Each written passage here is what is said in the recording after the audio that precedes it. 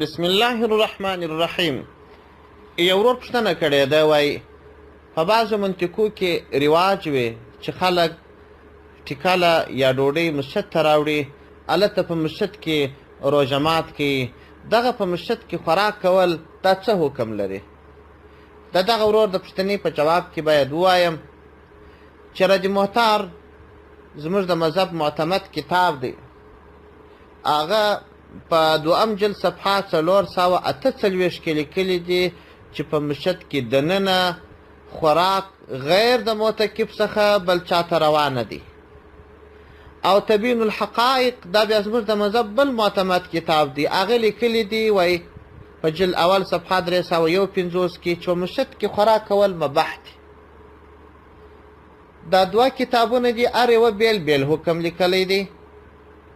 خو زما خپله تحقیق دا دی چې په مسجد کې ساحې 2 ډوله دي. یو هغه د سجدې لګولو ځای دی چې خلک چمپلان ورته کاږي، اسپونه چې ورباندې سمیږي، هغه مسجد ځای د سجدې لګولو هغه دننه مسجد.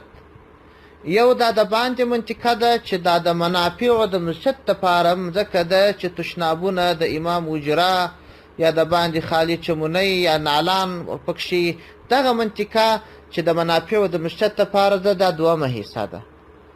نو که څوک احتیاط کوي، ښه دا دی چې روژه مات چې په مسجد کې کوي یا د اختر په ورځ خوراک کوي، په هغه دننه مسجد کې دې نه کوي، لږ تر لږه چټلي خو راځي دغه د باندې مسجد کې دې وکړي. په دې کې انشاءالله بالاتفاق شی نسته.